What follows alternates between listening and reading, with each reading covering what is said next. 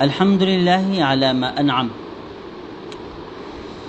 تمام تعریفیں اس اللہ کے لیے ہیں، تمام تعریفیں اللہ کے لیے ہیں۔ علی ما انعم، ما مصدریہ ہے اور یہ ما بعد کو بتاویل مصدر بنا دیتا ہے، تو ترجمہ یہ کریں گے کہ الحمدللہ علی ما انعم، تمام تعریفیں اللہ کے لیے ہیں ان کے انعام کرنے پر، چونکہ اللہ تعالیٰ نے انعامات کیے ہیں، اور انعام جو منعم یعنی جو انعام ہے اللہ تعالیٰ کا خصوصی طور پر ان کا ذکر نہیں کیا،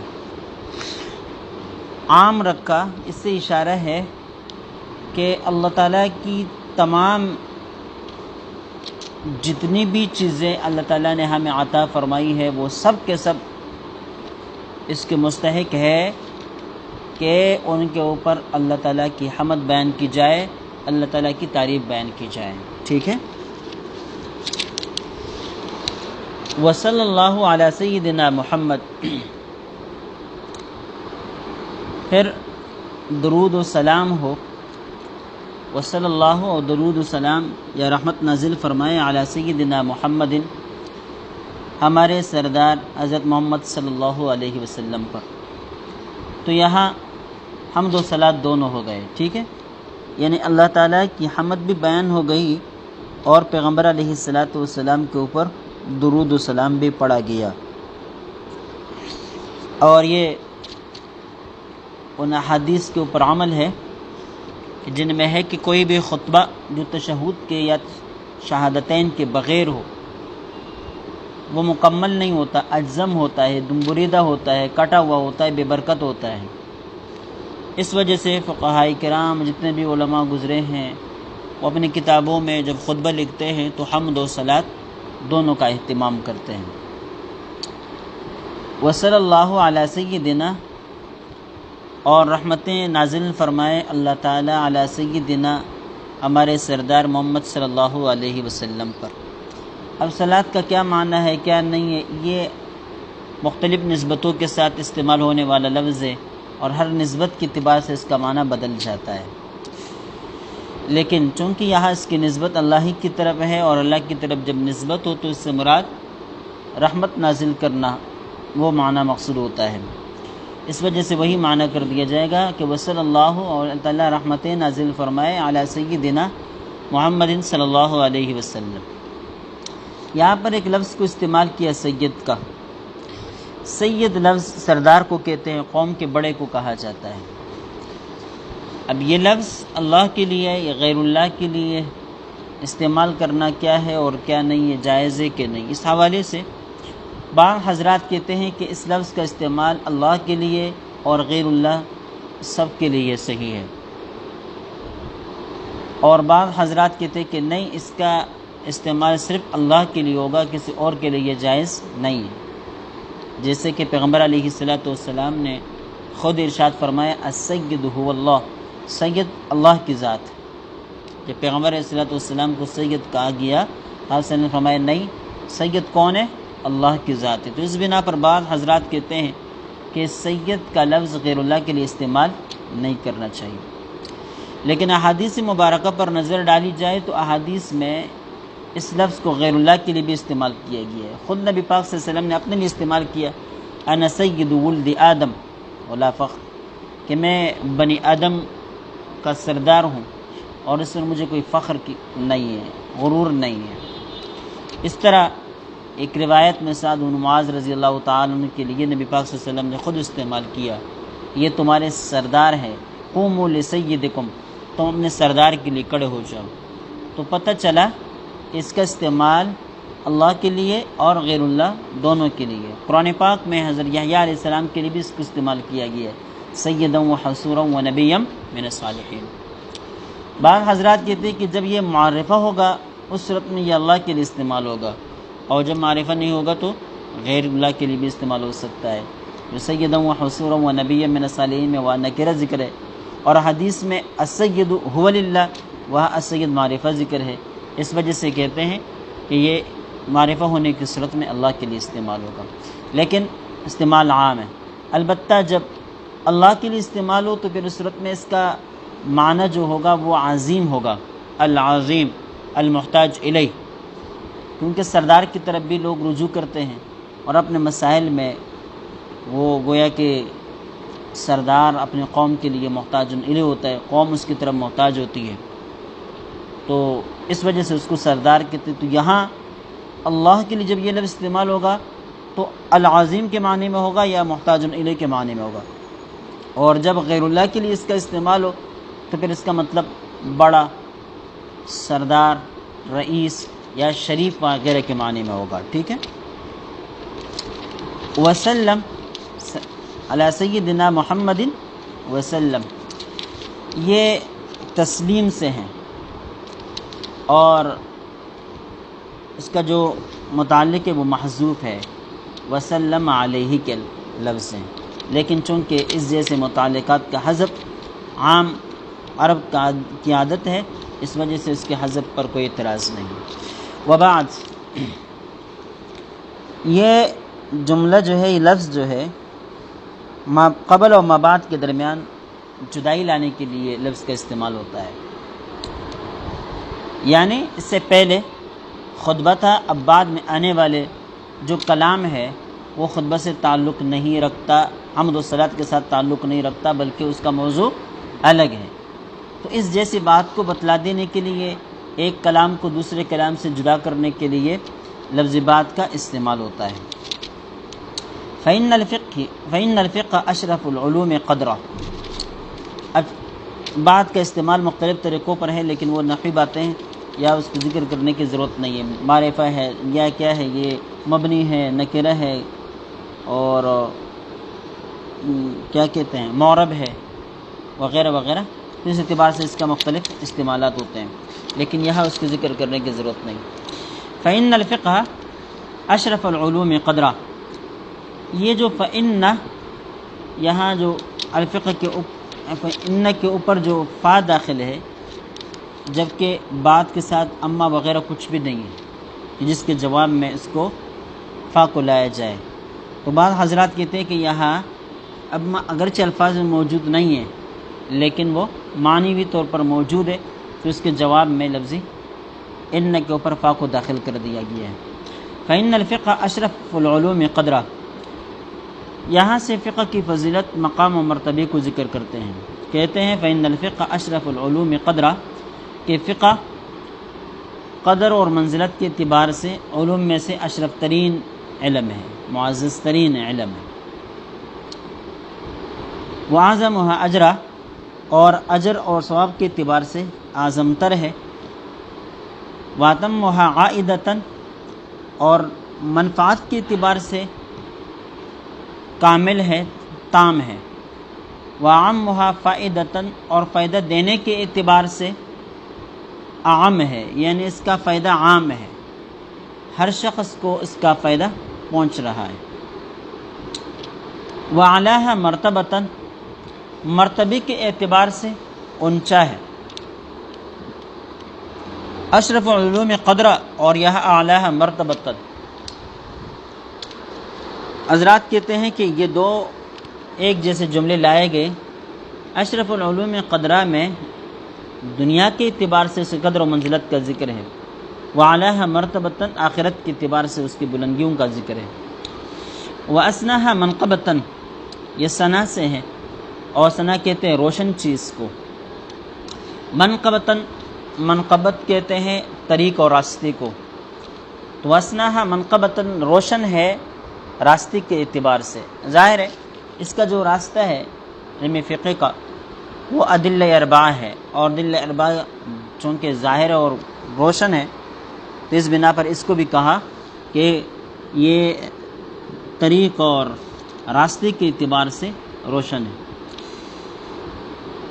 اس پر یہ سوال اٹھتا ہے کہ یہ جو تعریفیں ذکر کر دی گئی ہیں، فإن الفقہ اشرف العلوم قدرہ، اشرف اس میں تفضیل کا صیغہ ہے، یہ مقابل میں سب کی نفی کر دیتا ہے، یعنی سب علوم سے افضل، سب علوم سے افضل۔ سوال اس پر یہ پیدا ہوتا ہے کہ علم تفسیر، علم کلام، علم عقائد وغیرہ، علم حدیث، چونکہ وہ قدر و منزلت کے اعتبار سے فقہ سے افضل ہے، کیونکہ اس کا جو موضوع ہے، علم کی قدر و منزلت کا پتہ چلتا ہے اس کے موضوع کی وجہ سے۔ اب ظاہر ہے علم تفسیر کا موضوع اور علم حدیث کا موضوع، علم کلام کا موضوع، یہ علم فقہ کے موضوع سے بلند ہے، بالاتر ہے، اس وجہ سے وہ علوم علم فقہ سے افضل۔ تو پھر یہاں پر یہ کیوں کہا گیا کہ علم فقہ تمام علوم سے قدر و منزلت کے اعتبار سے اشرف یا افضل؟ تو جواب یہ ہے کہ بعض حضرات کہتے ہیں کہ یہاں پر من حذف ہے، اصل میں فإن الفقہ من اشرف العلوم قدرا، یعنی فقہ قدر و منزلت کے اعتبار سے اشرف ترین علوم میں سے ایک علم ہے، اور اجر و ثواب کے اعتبار سے بڑے علوم میں سے ایک علم ہے۔ تو اس صورت میں من کو محذوف مانا جائے تو پھر کوئی سوال نہیں ہوگا۔ دوسری بات یہ ہے کہ یہاں اس فقہ کی بات چل رہی ہے جو متقدمین کی فقہ تھی، جس میں علم کلام اور علم تصوف یہ ساری چیزیں شامل ہوتی تھی، جس کی تعریف امام ابو حنیفہ رحمہ اللہ نے معرفت النفس ما لہا وما علیہا سے کیا۔ تو چونکہ پھر فقہ عام ہو جائے گا، سب کو شامل ہو جائے گا، تو اس وجہ سے اگر اس کو اشرف قرار دے دیا جائے تو یہ در حقیقت صرف فقہ نہیں بلکہ تمام علوم کو اشرف کہنا ہے، ان تمام علوم کو افضل کہنا ہے۔ تیسرا جواب اس کا یہ دیا جا سکتا ہے کہ دیکھیں یہ علم فقہ، یہ علم تفسیر، علم حدیث کا نچوڑ ہے، نتیجہ ہے اور ان کا ثمرہ ہے۔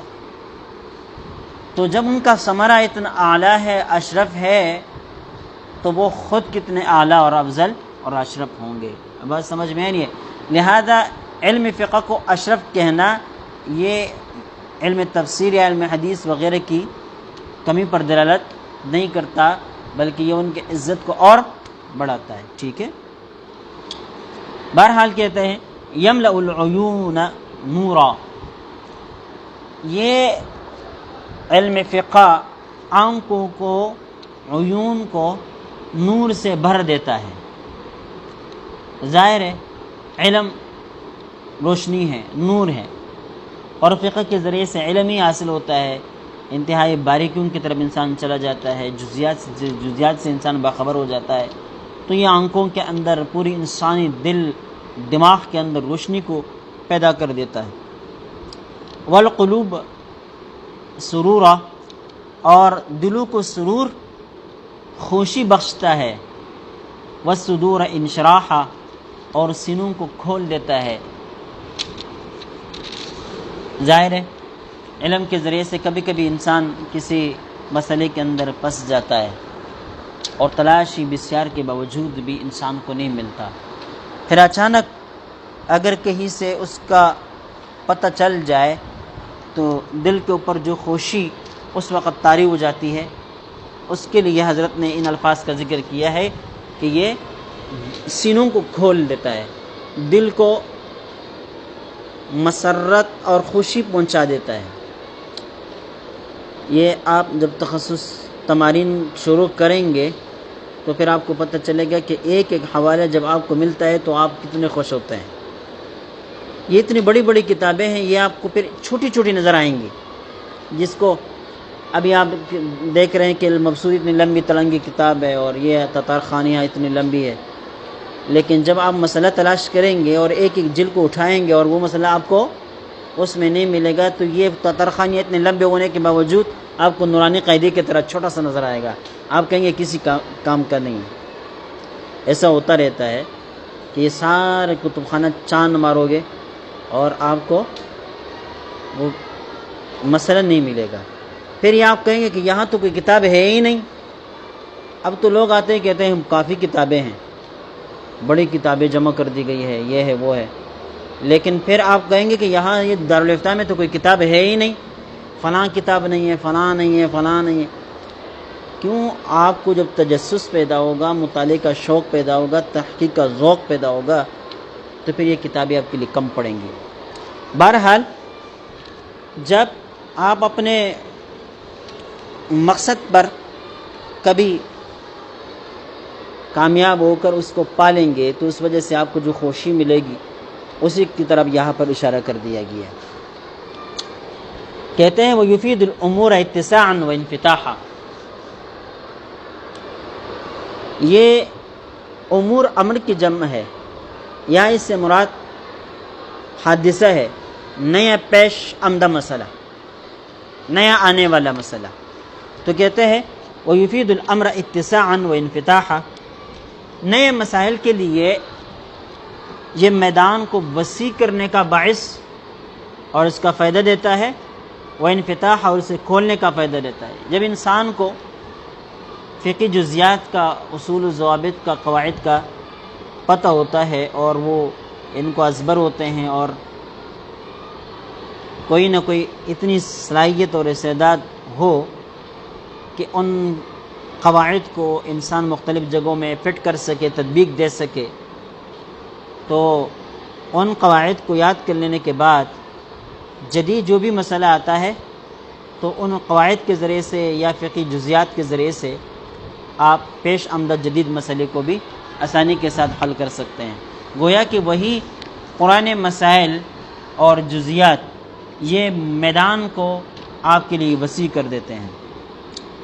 هذا لأن ما بالخاص والعام من الاستقرار على سنن النظام والاستمرار على وتيرة الاجتماع والالتئام، وهذا یہ جو صفات ذکر کر دی گئی، لأن ما بالخاص والعام، یہاں پر بھی ما موصولہ ہے کہ ما بالخاص والعام، کہ خاص اور عام کو جو کچھ حاصل ہے، من الاستقرار، کہ وہ مضبوط ہے، مستقر ہے، علی سنن النظام، نظام کے طریقے پر، یعنی عام و خاص لوگ جو ایک نظام کی لڑی کے اندر وہ پروئے ہوئے ہیں اور ایک دوسرے کے حقوق کی پاسداری کر رہے ہیں، جائز اور ناجائز کو جان کر وہ ایک اجتماع کے اندر زندگی گزار رہے ہیں۔ کہتے ہیں والاستمرار علی وتیرۃ الاجتماع والالتئام، اس طرح ان کا اجتماعی طرز پر جو زندگی ہے اور موافقتی انداز میں جو وہ زندگی گزار رہے ہیں، کہتے ہیں انما هو بمعرفۃ الحلال من الحرام، یہ سب کچھ اس لیے ہے کہ لوگ حلال و حرام کو جانتے ہیں۔ اگر حلال و حرام کی تمیز نہ ہوتی، اپنے اور پرائے کی تمیز نہ ہوتی، اور یہ بات پتہ نہ ہوتی کہ بھئی غیر کی چیز کا استعمال کرنا ناجائز ہے، حرام ہے، اللہ تعالیٰ کی ناراضگی کا باعث ہے، سبب ہے، تو پھر کوئی شخص یہ نہ دیکھتا کہ کوئی چیز کسی اور کی ہے یا میری ہے، وہ اٹھا لیتا اور اس کے اوپر قابض بن جاتا۔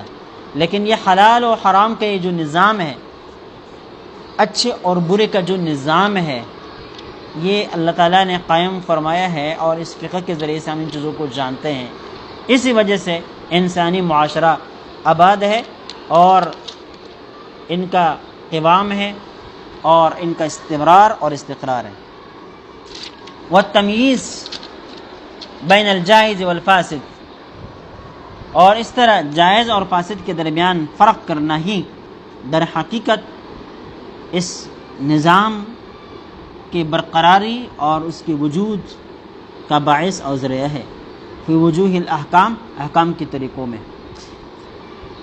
بحورہ ذاخرۃ وریاضہ نادرۃ ونجومہ ظاہرۃ، یہاں تک جو تعریف فقہ کی وہ صفات کے اعتبار سے تھی کہ ان کی یہ صفات ہے اور اس کے یہ فوائد ہیں۔ اب یہاں سے فقہ کی صفات اور ان کی تعریف کر رہے ہیں نفس فقہ ہونے کے ناطے۔ کہتے ہیں بحورہ ذاخرۃ، اس کے سمندر بھرے ہوئے ہیں، یعنی علم فقہ کا ہر باب گویا کہ الگ الگ ایک سمندر ہے۔ طہارت کو دیکھیں، صلاۃ کو دیکھیں، اس طرح زکوٰۃ کے مسائل اور صوم کے مسائل، نکاح کے مسائل وغیرہ جاتے رہے، آخر تمام ابواب، ہر باب اپنی ذات میں گویا کہ ایک سمندر ہے۔ اور ایک ایک سمندر ذاخرتن بھرا ہوا ہے مسائل سے۔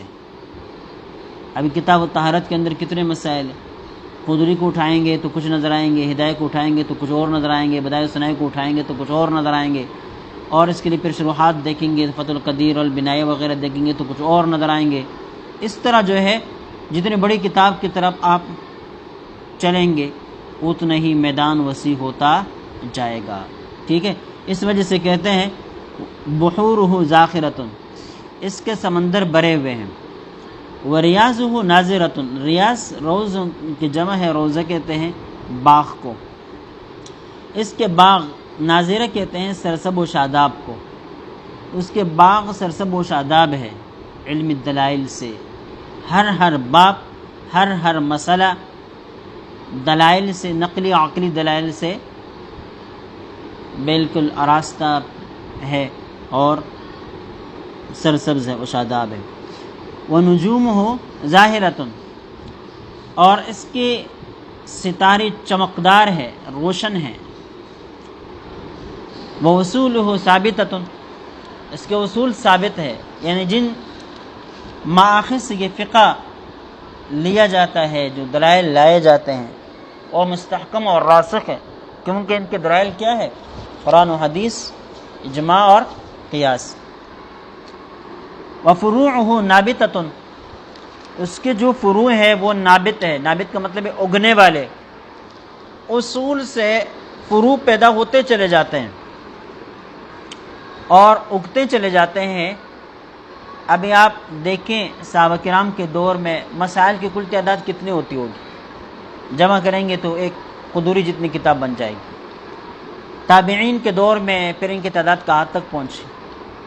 امام ابو حنیفہ رحمہ اللہ کے بارے میں کہتے ہیں کہ 12 لاکھ مسائل ان کو ازبر تھے، ان نے استنباط کیے تھے۔ اب جب تابعین کے دور میں اتنے مسائل تھے تو اب اس کے دیکھیں اس وقت سے لے کر آج تک کوئی ایسا مسئلہ نہیں جس کی شریعت نے کوئی حل پیش نہ کیا ہو، اور فقہ کی کتابوں میں اس کی کوئی نظیر یا اس کی کوئی مثال یا اس کے لیے کوئی جزیہ نہ ملتا ہو۔ تو اس سے آپ اندازہ لگا سکتے ہیں کہ اس کے فروع اگتے چلے جاتے ہیں۔ ابھی ایک نیا مسئلہ آیا، نیا فروع اگ آیا، ٹھیک ہے، اس وجہ سے کہتے ہیں وَفُرُوعُهُ نَابِتَةٌ لَا يَبْنِ بِكَثْرَةِ الْإِنفَاقِ كَنْزُ، کثرت خرچ کی وجہ سے اس کا خزانہ ختم نہیں ہوتا، فنا نہیں ہوتا۔ ہر چیز کو استعمال کرنے سے اس میں کمی آ جاتی ہے، لیکن علم اور فقہ ایک ایسی چیز ہے جس کے استعمال کرنے کی وجہ سے اس میں کمی نہیں آتی، اس میں بڑھوتری ہوتی ہے۔ اس میں کیا ہوتی ہے؟ بڑھوتری ہوتی ہے۔ دیکھیں ہمارے یہاں یہ بات یاد رکھیں، میں کئی مرتبہ بتا بھی چکا ہوں شاید، کہ یہاں موبائل کا استعمال، نیٹ کا استعمال قطعاً منع ہے۔ کیا ہے؟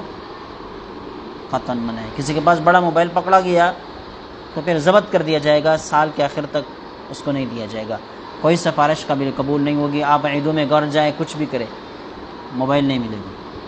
پچھلے سال لڑکوں سے پکڑے گئے، وہ عید پر گاؤں بھی چلے گئے لیکن موبائل ان کے یہی پر رہے، ملیں گے نہیں۔ اب دیکھیں میں بتاتا ہوں، لا یبنی بے کثرت الانفاق کنز، جتنا بھی خرچ کرو گے اسی خزانے کے اندر کوئی کمی نہیں آئے گی اور یہ فنا نہیں ہوگا۔ یہ صورت میں ہو سکتا ہے کہ دیکھیں آپ کتاب کا براہ راست مطالعہ کریں۔ کیا کریں؟ کتاب کا براہ راست مطالعہ کریں تو آپ کا علم ایک مسئلے کے ساتھ بہت سارے دیگر مسائل آپ کی نظروں سے گزریں گے اور آپ کے علم کے اندر وسعت پیدا ہوتی رہے گی۔ ابھی دیگر مسائل مدارس میں جو ہاں لوگ نیٹ استعمال کرتے ہیں، مکتبۃ الشاملہ کو استعمال کرتے ہیں، واقفیہ کو استعمال کرتے ہیں، یا نیٹ سے براہ راست مسائل طلبہ خود دیکھتے ہیں اور پھر جو ہے نا وہاں سے نقل کر کے اس کا استاد کو دکھلاتے ہیں، اس کا کوئی فائدہ نہیں۔ اس کا فائدہ اس لیے نہیں ہے کہ آپ صرف ایک مسئلے سے واقف ہو جاتے ہیں اور آپ کے اندر کوئی استعداد اور صلاحیت بھی پیدا نہیں ہوتی۔ آپ نیٹ کے اندر ایک مسئلہ سرچ کرتے ہیں، ایک لفظ آپ نے لکھ دیا، کچھ تھوڑی بہت عربی آتی ہے، آپ نے مکتبۃ الشاملہ کے اندر وہ عربی کے الفاظ لکھ دیے، مکتبۃ الشاملہ نے آپ کے سامنے حوالوں کا ڈھیر نکال کر پیش کر دیا. آپ کے 10 منٹ بھی نہیں لگے، سینکڑوں حوالے سامنے آ گئے اور ایک لفظ کا مطالعہ بھی تمہیں نصیب نہیں ہوا. تو اس سے علم نہیں آتا. جب آپ ان چیزوں سے دور رہیں گے اور کتاب کی طرف آپ توجہ دیں گے، مثال کے طور پر ایک مسئلہ سامنے آتا ہے، وہ کتاب الطہارت سے تعلق رکھتا ہے، تو آپ کتاب الطہارت آغاز سے شروع کر کے اختتام تک پہنچائیں گے تو کہیں نہ کہیں آپ کو وہ مسئلہ ملے گا. ایک صفحے میں نہیں ملا، دوسرے میں ملے گا، دوسرے میں نہیں تیسرے میں ملے گا، تیسرے میں نہیں چوتھے میں ملے گا. جاتے جاتے جب کتاب الطہارت ختم ہوگی وہاں کوئی کسی نہ کسی کونے میں آپ کو وہ مسئلہ مل جائے گا. لیکن اس ایک مسئلے کے لیے پوری کتاب آپ نے پڑھی، علم کے اندر کہ اس کتنی وسعت پیدا ہوئی. اس طرح پھر دوسری کتاب اٹھائیں گے اس کے اندر بھی یہی ہوگا، تیسری کتاب اٹھائیں گے اس کے اندر بھی یہی ہوگا، چوتھی کتاب اٹھائیں گے اس کے اندر بھی یہی ہوگا. یہاں سے شروع کر کے وہاں تک 32 کتابیں جب آپ پوری کریں گے ایک جزیہ کو تلاش کرنے کے لیے، تو اس ایک جزیہ کے تلاش کرتے کرتے آپ کے ذہن سے، آپ کی نظر سے اور کتنے مسائل گزر چکے ہوں. تو یہ آپ کے اندر تحقیق کا مادہ پیدا کرے گا. تو جتنا بھی آپ اپنے علم کو خرچ کریں گے، اپنے استعداد و صلاحیتوں کو لگائیں گے، اتنا ہی آپ کے علم کے اندر اضافہ ہوگا. لیکن اگر آپ یہ ظاہری والی چیزوں کو استعمال کرنا شروع کر دیں تو مسئلہ تو آپ کے سامنے شاید جلد از جلد آ جائے، لیکن جو اصل مقصد ہے صلاحیت اور استعداد کو پیدا کرنا، تحقیق کا مادہ دل و دماغ کے اندر ڈالنا، وہ چیزیں ان آلات کے ذریعے سے حاصل نہیں ہوتی. اس لیے ہمارے یہاں ان چیزوں کے اوپر پابندی ہے. ٹھیک ہے، اس سے بالکل دور رہیں. اور میں آپ کو بتاؤں انشاءاللہ پچھلے سال کے طلبہ جو یہاں سے گئے ہیں، اللہ کے فضل سے دعائیں کرتے ہیں، دعائیں دیتے ہیں، سال کے آخر میں وہ خود کہتے تھے کہ پابندیاں زیادہ سے زیادہ ہونی چاہیے، زیادہ سے زیادہ ہونی چاہیے. اور پھر کہتے تھے کہ ہاں اچھا تھا کہ موبائل یہاں بند تھا. وہ آخر میں ان کی حال یہ ہوئی تھی کہ جب میں ان سے کہہ دیتا کہ اردو کا فتویٰ دیکھیں تو کہتے سر جی چھوڑ دیں، ان کے ساتھ کیا کرنا ہے. ان فتاووں کے اوپر ان کا اعتماد اٹھ چکا تھا. وہ صرف عربی کتابوں کے ساتھ ان کا اتنا لگاؤ اور تعلق پیدا ہو گیا تھا کہ وہ ٹک پٹک مسئلہ نکال دیتے تھے. یہ کتابیں کوئی دیکھتا بھی نہیں تھا. بعض دوسری جگہوں میں آپ جائیں دیکھیں گے طلبہ سب سے پہلے ان کی طرف جاتے ہیں، کسی جگہ مسئلہ نکالتے ہیں، پھر حوالے ایک سے نقل کر دیا اور دوسری کتاب کے اندر دیکھ لیا. ہمارے یہاں یہ نہیں ہوگا. یہ کتابیں آپ کے لیے دیکھنا حرام ہو جائیں گی.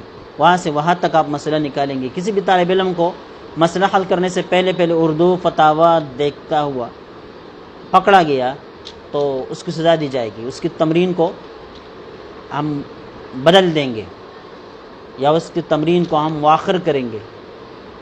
پھر آپ کہیں گے تمرین مؤخر ہو جائے ہمارے لیے اور فائدہ ہو جائے گا. نہیں، فائدہ نہیں ہوگا. بعد میں آپ کہیں گے کہ ایک ایک منٹ اور ایک ایک دن جو آپ کا بغیر تمرین کے گزرتا ہے نا، یہ قیامت کی طرح گزرتا ہے. پھر آپ آخر میں یہ کہیں گے کہ بھئی ایک تمرین، ایک استاد کے سامنے آپ بیٹھے ہیں اور استاد جو ہے نا آپ کی تمرین چیک بھی نہ کرے تو آپ کو دل میں کیا کیا خیالات آئیں گے. استاد جی چیک کرنا چاہیے تھا، چیک کرنا چاہیے تھا. سمجھ گئے؟ تو اس طرح ہونا چاہیے کہ آپ کے اندر یہ صلاحیت اور استعداد اور یہ جذبہ اور تحقیق پیدا ہو. ولا یبلا علی طول الزمان عز، بل یہ یبلا سے باب سمع یسمع سے یہ لفظ بوسیدہ ہو جانا. کوئی بھی چیز جب اس کے اوپر طویل زمانہ گزر جاتا ہے نا تو وہ پرانا ہو جاتا ہے، قدیم ہو جاتا ہے، بس بوسیدہ ہو جاتا ہے. لیکن علم کا خصوصاً فقہ کا یہ حال ہے کہ جتنا اس کے اوپر زمانہ گزرتا چلا جاتا ہے اتنے اس کی عزتیں بڑھتی چلی جاتی ہے.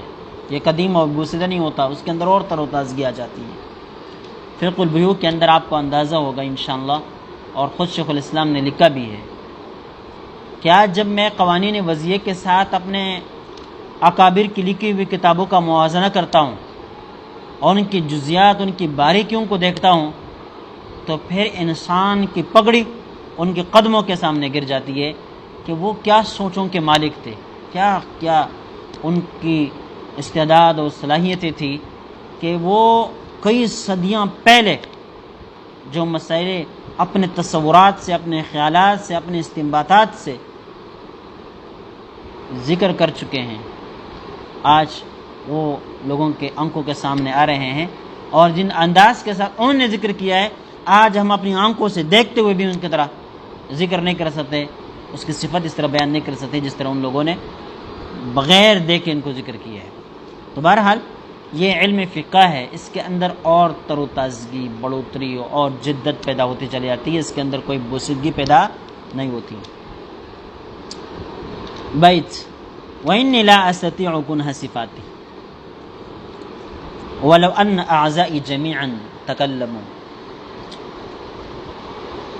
کہتے ہیں ابھی تک جو حضرت نے فقہ کی تعریفیں ذکر کر دی، ان کی منزلت کا ذکر کیا، کہتے ہیں یہ کیا ہے، یہ تو بہت ہی کم ہے، یہ تو بہت ہی کم ہے۔ وَإِنِّي لَا أَسْتَطِيعُ كُنْهَ صِفَاتِهِ، میں اس فقہ کی صفات کی حقیقتوں کو بیان کرنے پر طاقت و قدرت نہیں رکھتا۔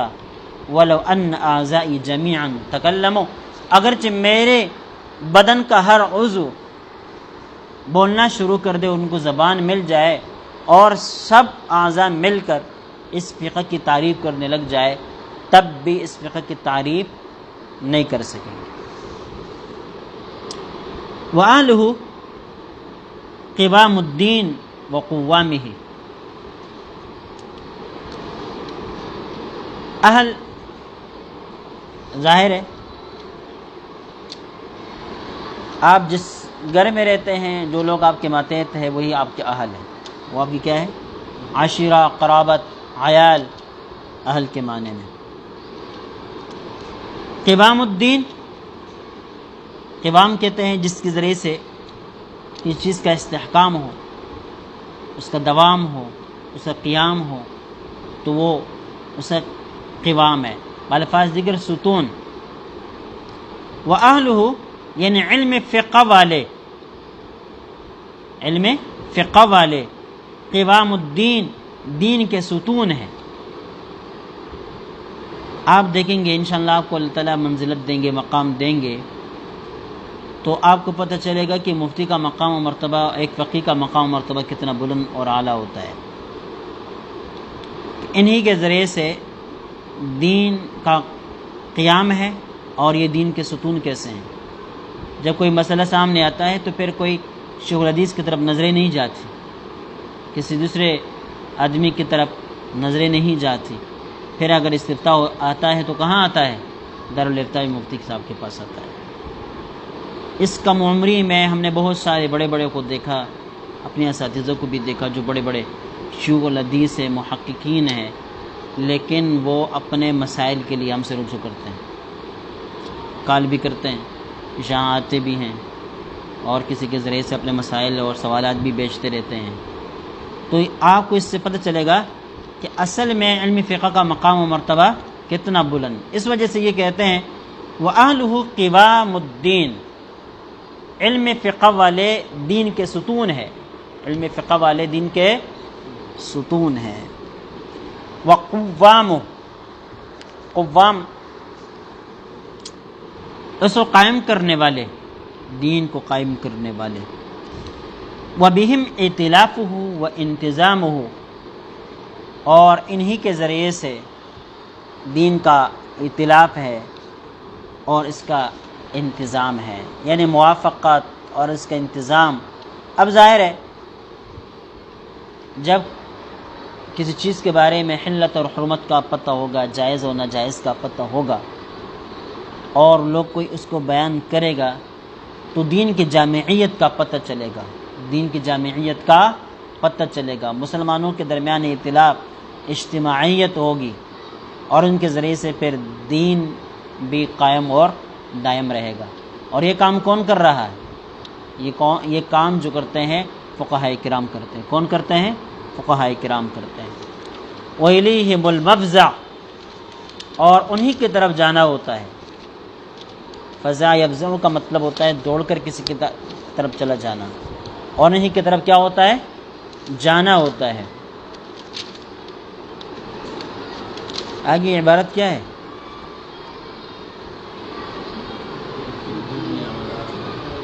ہاں، فی الدنیا والآخرہ، انہی کی طرف لوگوں کا رجوع ہے، دنیا میں بھی اور آخرت میں بھی۔ دنیا میں بھی ان کی طرف رجوع اس لیے ہے کہ ظاہر ہے جب مسائل درپیش ہوتے ہیں تو ان کی طرف جانا ہوتا ہے، آخرت میں بھی ان کی طرف بھی جانا ہوگا۔ بعض روایتوں میں ہے کہ عام آدمی عابد وغیرہ جب جنت کے اندر ان کا حساب کتاب کیا جائے گا تو ان کے بارے میں فیصلہ یہ ہوگا کہ جاؤ جنت کی طرف، جبکہ عالم کو کڑا کر دیا جائے گا، ان کو یہ بھی کہا جائے گا کہ صرف اکیلے نہیں جانا، جس کی تم نے سفارش کرنی ہے سفارش کرتے ہوئے جانا۔ اب بات سمجھ میں آئی نہیں ہے؟ اس بنا پر کہتے ہیں کہ یہ فقہاء اور یہ علماء دین میں بھی لوگوں کے مرجع ہے، دنیا میں بھی اور آخرت میں بھی۔ آگے لفظ کیا ہے؟ ہاں، والمرجع فی التدریس والفتویٰ، تدریس میں اور فتویٰ میں یہ کیا ہے؟ مرجع خلائق کے لوگ انہی کی طرف رجوع کرتے ہیں۔ اصحابنا لہم خصوصیت السبق فی ھذا الشان، حضرت کہتے ہیں ہمارے جو اصحاب یعنی احناف ہیں ان کو سبقت کی خصوصیت حاصل ہے اس مقام اور اس مرتبے میں، والناس لہم اتباع، اور لوگ انہی کے تابع ہیں۔ اب ان کو سبقت کیوں حاصل ہے؟ ظاہر ہے عمر کے لحاظ سے دیکھا جائے، زمانے کے اعتبار سے دیکھا جائے، ولادت کے اعتبار سے دیکھا جائے، کام کی نوعیت اور ان کے پلاؤ کے اعتبار سے دیکھا جائے تو احناف ان تمام چیزوں میں مقدم ہے۔ عمر کے اعتبار سے امام ابو حنیفہ رحمہ اللہ تابعی ہے، اور باقی ائمہ امام مالک رحمہ اللہ تبع تابعین میں سے ہیں۔ اس طرح دیگر ائمہ کے زمانہ ہی بعد میں ہیں، وہ تو امام صاحب کے شاگردوں کی شاگرد ہیں۔ پلاؤ کے اعتبار سے بھی دیکھا جائے تو احناف دیگر تمام ائمہ کی فقہ کے اعتبار سے فقہ حنفی زیادہ عام ہے، زیادہ ممالک میں رائج ہے، زیادہ لوگ ان کے اوپر عمل پیرا ہے۔ تدوین کے اعتبار سے دیکھا جائے تو ظاہر ہے جو امام کسی مسئلے کا استنباط کرتا ہے، قرآن و حدیث کی طرف رجوع کرتا ہے، تو وہ اصول بھی طے کرتا ہے، ایک اصول کے مطابق ہی قرآن پاک اور حدیث سے مسئلے کا استنباط کرے گا، تو گویا کہ اصول بنانے میں بھی امام صاحب مقدم اور مسائل کے استخراج میں بھی امام صاحب مقدم ہیں۔ اس وجہ سے کہہ رہے ہیں والناس لہم اتباع، لوگ جتنے بھی ہیں چاہے علماء ہے، فقہاء ہے، عام حضرات ہیں، اس معاملے میں سب کے سب ہمارے اصحاب کے کیا ہے؟ تابع ہے۔ والناس فی الفقہ عیال علی ابی حنیفہ رحمہ اللہ، لوگ فقہ میں امام ابو حنیفہ رحمہ اللہ کے محتاج۔ عیال علی ابی حنیفہ، عیال کہتے ہیں وہ لوگ جن کا خرچہ آپ کے اوپر ہو، وہ آپ کا عیال ہے، وہ آپ کا کیا ہے؟ عیال ہے۔ تو گویا کہ ان تمام لوگوں کو خرچہ پانی کہاں سے مل رہا ہے؟ امام ابو حنیفہ رحمہ اللہ کی فقہ سے مل رہا ہے، ٹھیک ہے۔ وَلَقَدْ أَنْصَفَ الْإِمَامُ الشَّافِعِي رحمہ اللہ حیث قال، امام شافعی رحمہ اللہ نے انصاف کی بات کہی کہ انہوں نے فرمایا من اراد ان یتبحر فی الفقہ، جو چاہے کہ وہ علم کے اندر گہرائی پیدا کرے، تبحر پیدا کرے، تبحر سمندر بن جانا، سمندر بن جانا باب تفاعل سے اخذ مصدر کے معنی میں آتا ہے، تو یہاں کیا ہے؟ تبحر یعنی مہارت کو حاصل کرنا، کیا کرنا؟ ہاں، جو شخص چاہے کہ وہ فقہ کے اندر مہارت حاصل کرے، علم فقہ کا ایک سمندر بن جائے، تو کیا کرے؟ فَلْيَنْظُرْ إِلَىٰ کتب ابی حنیفہ رحمہ اللہ، تو امام ابو حنیفہ رحمہ اللہ کی کتابیں دیکھیں۔ کما نقلہ ابن وہبان عن الحرملہ، جیسے کہ اسی بات کو ابن وہبان نے امام حرملہ رحمہ اللہ سے نقل کیا ہے، اور امام حرملہ رحمہ اللہ یہ امام شافعی رحمہ اللہ کے شاگرد، تو انہوں نے چونکہ یہ بات نقل فرمائی ہے امام شافعی کے واسطے سے، یہاں پر اس بات کی گویا کی سند ذکر کر دی گئی۔ اب امام شافعی رحمہ اللہ ظاہر ہے وہ امام محمد کے شاگرد ہیں۔ کس کے شاگرد ہیں؟ امام محمد کے شاگرد ہیں۔ اور امام محمد امام ابو حنیفہ رحمہ اللہ کے شاگرد ہیں، چھوٹے شاگرد، بڑے بھی نہیں۔ بڑا شاگرد کون ہے؟ امام ابو یوسف ہے، اور چھوٹا شاگرد کون ہے؟ امام محمد ہے۔ تو امام ابو حنیفہ کے چھوٹے شاگرد امام محمد رحمہ اللہ کے شاگرد کون ہے؟ امام شافعی رحمہ اللہ۔ تو ظاہر ہے کہ امام شافعی رحمہ اللہ نے امام محمد رحمہ اللہ سے جو علمی استفادہ کیا ہے وہ مختلف جگہوں پر آپ کے سامنے ان کا تذکرہ آتا رہے گا۔ تو اس بنا پر وہ کیا کہتے ہیں کہ امام ابو حنیفہ رحمہ اللہ کی کتابوں کو دیکھ لینا چاہیے۔ اب امام محمد نے کوئی کتاب لکھی نہیں ہے تو کیسے کہہ رہے ہیں کہ امام ابو حنیفہ کی کتابیں دیکھیں؟ در حقیقت کتابیں تو لکھی ہے امام محمد رحمہ اللہ نے، اور امام ابو حنیفہ رحمہ اللہ کے بارے میں ہے کہ فقہ الاکبر انہوں نے لکھی ہے، صرف کی کوئی کتاب بھی لکھی تھی، لیکن جیسے بھی ہے اس پائے کی کتابیں تو نہیں لکھی کہ ان کو آپ پڑھیں تو آپ کیا بن جائے؟ فقیہ بن جائے۔ کیا بن جائے؟ فقیہ بن جائے۔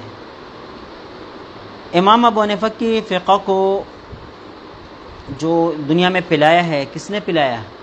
امام محمد رحمہ اللہ نے۔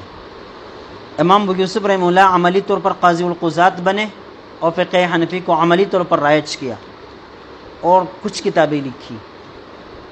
کتاب الخراج یہاں پر ان کی ایک کتاب ہے۔ امام محمد رحمہ اللہ صوفی مزاج لکھتے رہے، اور انہوں نے کیا کر دیا؟ امام ابو حنیفہ رحمہ اللہ کے پورے مذہب کو مدون کر کے کتابوں کے اندر لکھا۔ اب جو کتب ظاہر روایہ ہے ان کا تذکرہ انشاءاللہ آ جائے گا اصول کتاب آدابہ میں، اور مقدمۃ الشامی جب پڑھیں گے تو اس میں بھی اس کا ذکر آئے گا۔ ظاہر روایہ جتنی بھی کتابیں امام محمد رحمہ اللہ کی لکھی ہوئی کتابیں ہیں، پھر ان کو جو ہے مختلف کتابوں نے جمع کیا، کافی نے اس کو جمع کیا، کافی کی پھر شرح مبسوط آئی، اس طرح یہ کتابیں بہت ساری بن گئی۔ بہرحال تو یہ کہتے ہیں کہ جو شخص فقہ میں تبحر حاصل کرنا چاہے تو اس کو چاہیے کہ امام ابو حنیفہ رحمہ اللہ کی کتابیں دیکھیں، کیونکہ امام محمد کی کتابیں در حقیقت امام ابو حنیفہ کی ہے، کیونکہ علم ان کا ہے، علم ان کا ہے۔ ایسا ہے جیسے کہ کوئی شخص اپنے استاد کا جو درس ہے اس کو لکھ کے محفوظ کر لیں تو ظاہر ہے اس کی نسبت استاد ہی کی طرف ہوگی، ورنہ آج کل تو چھوٹے چھوٹے بہت سارے مصنفین پیدا ہو گئے، مؤلفین پیدا ہو گئے، تو وہ اپنے اکابر کی افادات کو لکھتے چلے جاتے ہیں، خود ان کو ان کے وضاحت کا بھی پتہ نہیں ہوتا، لیکن طالب علمی کے دور میں وہ محفوظ کرتے ہیں اور بعد میں ان کو ترتیب دے کر کتاب بنا لیتے ہیں۔ بہرحال تو امام محمد رحمہ اللہ بھی ایسے تھے، تو گویا کہ امام محمد کی کتابیں ایسی ہیں جیسے کہ وہ امام ابو حنیفہ کی کتابیں ہوں۔ اس بنا پر امام شافعی کہتے ہیں کہ امام ابو حنیفہ کی کتابیں دیکھی جائیں۔ وہ صدیق رضی اللہ عنہ، وہ علمی خدمات میں حضرت ابوبکر صدیق رضی اللہ تعالی عنہ کی طرح ہے، کہ جس طرح حضرت ابوبکر صدیق رضی اللہ تعالی عنہ نے اس زمانے میں کہ جب قرآن پاک منتشر تھا، مختلف کاغذوں میں، ٹکڑوں کے اوپر، ہڈیوں کے اوپر لکھا گیا تھا، اس کا کوئی نظم ضبط نہیں تھا، حضرت ابوبکر صدیق رضی اللہ تعالی عنہ نے قرآن پاک کو یکجا کیا۔ اسی طرح امام ابو حنیفہ رحمہ اللہ کو جو دین ملا، شریعت ملی، اس کے اجزاء، ان کے نصوص بھی اس طرح کوئی مرتب اور منظم مدون نہیں تھے، تو حضرت نے کیا کر دیا؟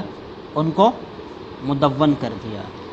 تو گویا کہ دینی خدمات میں حضرت ابوبکر صدیق رضی اللہ تعالی عنہ اور حضرت امام ابو حنیفہ رحمہ اللہ کے درمیان یہ مشابہت پائی جاتی ہے کہ جس طرح انہوں نے پہلی بار قرآن پاک کو جمع کیا، اسی طرح امام ابو حنیفہ رحمہ اللہ نے پہلی بار فقہ کو مدون کیا اور اسلام کے مسائل کو دفعات کی شکل میں، مسائل کی صورت میں لوگوں کے سامنے پیش کیا۔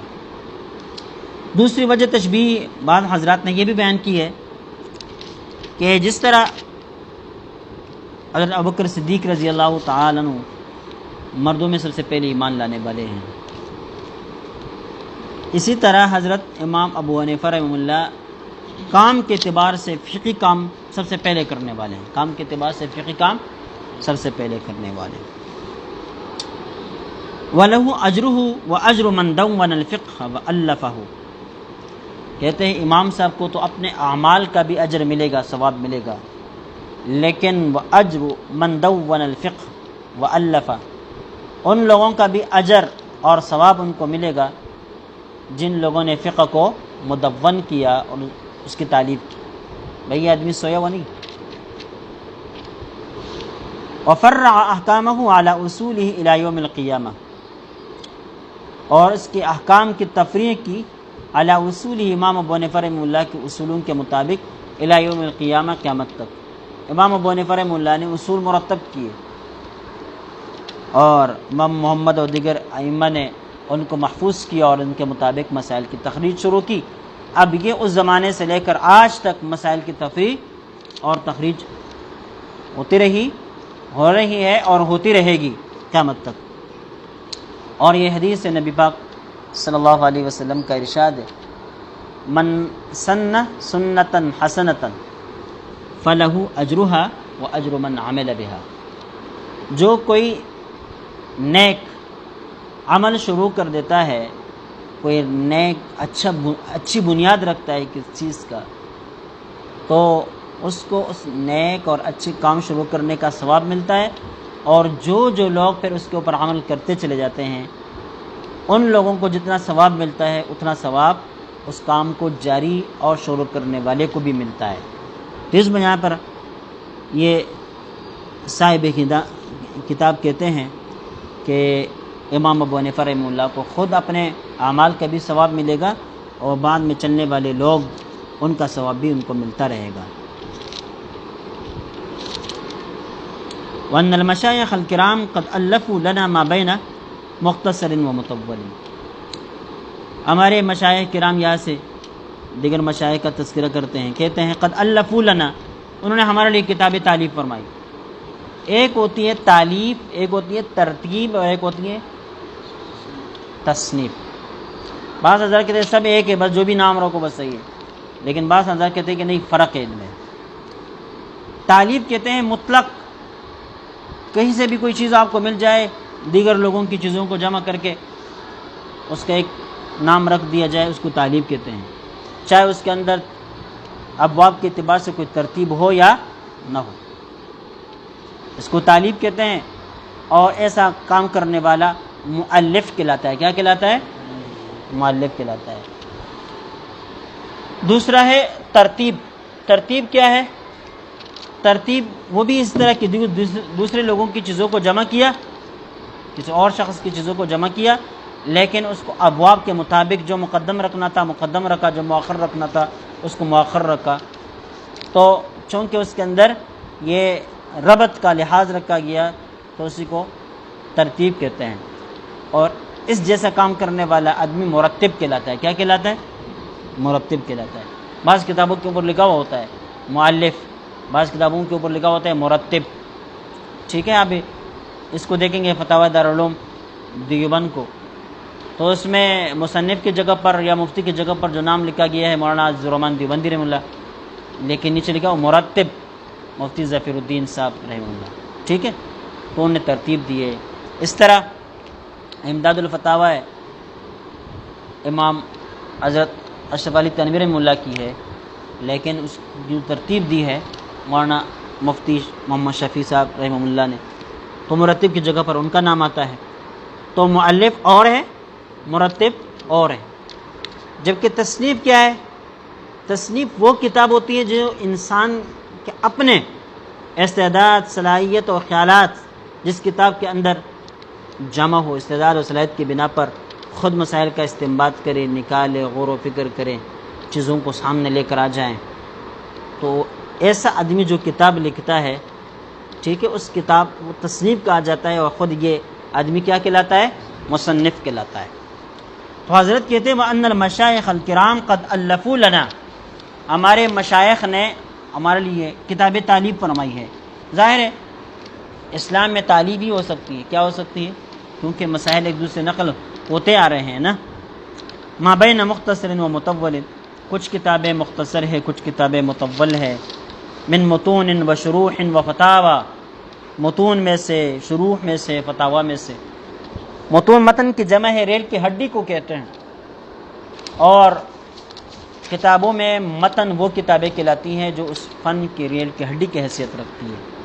اور میں آپ کو ایک بات بتاؤں، ہمارے تخصص کا ایک امتیاز یہ بھی ہے کہ یہاں جو آپ حوالہ نقل کرتے ہیں اس کے اندر یہ ترتیب مد نظر رکھی جاتی ہے۔ سب سے پہلے آپ قرآن و حدیث سے دلیل لے کر آئیں گے، اس کے بعد آپ متون سے دلیل لے کر آئیں گے، اس کے بعد آپ شروع سے دلیل لے کر آئیں گے، اس کے بعد آپ فتاوی کی طرف جائیں گے۔ آپ اپنے دوستوں سے پوچھیں، کچھ دنوں کے بعد آپ کو پتہ چلے گا کہ ساری دنیا کا مرجع جو ہے وہ شامی ہے۔ کیا ہے؟ ایک طالب علم جب شامی کا حوالہ لے کر آتا ہے بس اس کا مسئلہ حل۔ لیکن یہاں آپ کو پتہ چلے گا کہ شامی جس طرح دور یہاں سے رکھی ہوئی ہے نا، حوالے کے اعتبار سے بھی یہ سب سے آخر میں آئے گی، حوالے کے اعتبار سے بھی یہ کیا ہوگی؟ سب سے آخر میں آئے گی۔ سب سے پہلے قرآن، پھر حدیث، پھر قدوری، یہ امام محمد کی کتاب